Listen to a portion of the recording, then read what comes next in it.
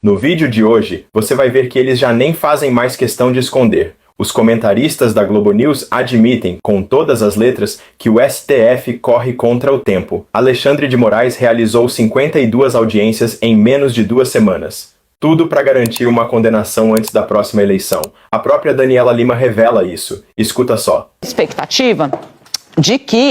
Tinha uma expectativa de que o julgamento terminasse até setembro, inclusive durante a presidência do ministro Cristiano Zanin na primeira turma. O Cristiano Zanin é o presidente da primeira turma, né? Mas o que está acontecendo? Além do barulho político causado pela reportagem importante da revista Veja, né? Do eventual questionamento, né, à delação do Cid, os ministros não descartam um pedido de vista do colega Luiz Fux. O que é do jogo, é do game. Luiz Fux tem externado para os colegas da primeira turma, eu conversei com 2 integrantes do Supremo que estão acompanhando os depoimentos, né, e a evolução do caso, e eles disseram, Daniela, ele tem externado certo incômodo, em especial com o papel do Cid, da delação do Mauro Cid. O que ele fez, inclusive, de público, durante ali a primeira fase da aceitação da denúncia, o que levou o processo a essa fase aí da prestação dos depoimentos. Então, a ideia era que isso acabasse até na presidência de Cristiano Zanin, não deve, talvez não se conclua, né? Por quê? Porque há a possibilidade de um pedido de vista do ministro Luiz Fux, que é do game. O resto da turma está acompanhando com bastante coesão, entende que até aqui o que sobressaiu das provas juntadas pela Procuradoria-Geral da República e pela Polícia Federal é muito robusto, que os depoimentos prestados não conseguiram combater nenhum tipo de evidência formal, prova, que há ainda no depoimento deste personagem, o ex-presidente Jair Bolsonaro, a admissão de que houve o debate do que ele chamou de alternativas para a derrota à eleição, mas na democracia, no Estado de Direito, quem perde a eleição sai, não busca alternativa. Buscar alternativa em si já é a admissão de algo, eu não sei se vou usar a palavra aqui, ilícito, mas de algo que vai ser explorado sim pela acusação durante o julgamento e que encontra lastro nas falas dos integrantes do Supremo Tribunal Federal até esta fase do julgamento, inclusive durante a aceitação da denúncia. Pois bem, para concluir a apuração, se houver pedido de vista, o julgamento deve ser concluído entre setembro e outubro, muito mais rápido do que se imaginava, porque o ministro Alexandre de Moraes adotou um ritmo ensandecido, né? O ministro fez 52 audiências em menos de 2 semanas e ainda encerrou os depoimentos em 3 audiências. Esses depoimentos aqui colhidos junto aos réus da ação penal. Isso possibilita ainda fechar em 2025, né? Estamos em 2025, que era a meta entre setembro e outubro. Se não for, Cristiano Zanin, quem preside o andamento, quem marca as sessões. Por que é importante eu estou falando da figura do presidente, né? Porque para além do relator ter de dar o ritmo do processo, você precisa ter um presidente que marque as sessões de acordo ali com o que se espera de celeridade para o caso. Quem sucede Cristiano Zanin? Flávio Dino. Percebeu o que ela disse? Mesmo com todas as contradições no depoimento do Mauro Cid, eles insistem em seguir com o julgamento. Ignoram a delação, mas não abrem mão da condenação.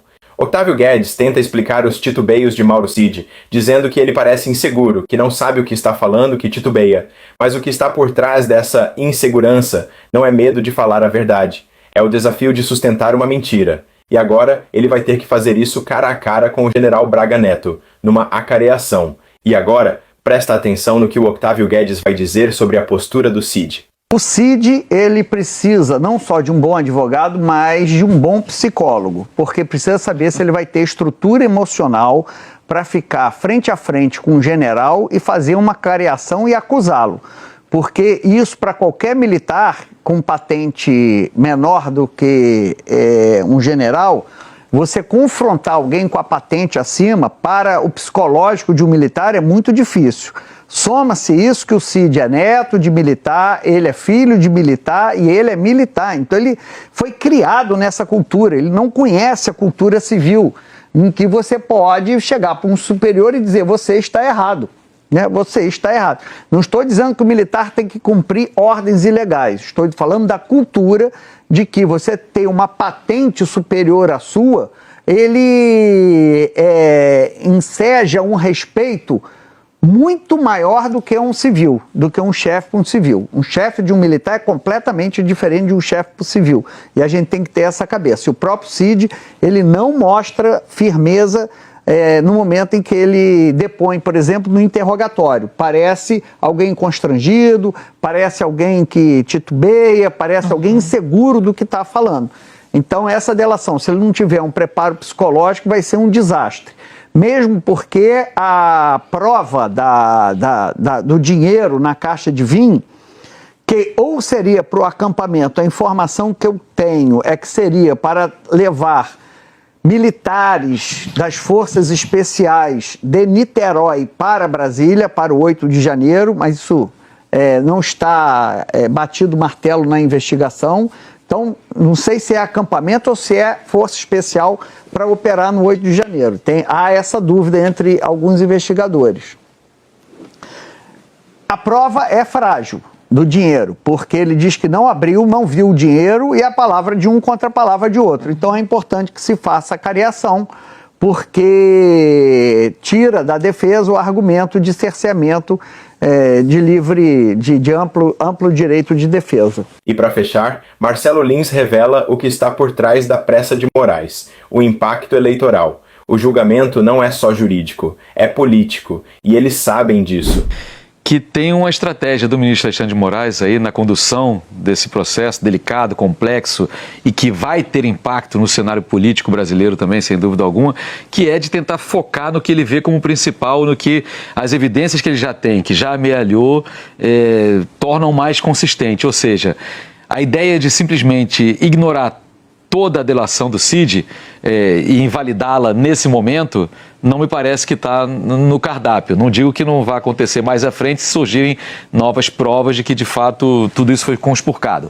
Mas a ideia de que o processo anda sem a delação, essa já é consensuada, todo mundo acho que já entendeu. Fora isso, sobre diligências extras, é interessante ver como ele aceita alguns pedidos que ele acha que podem ajudar a focar. E ele vai acabar negando outros que ele acha que não vão focar.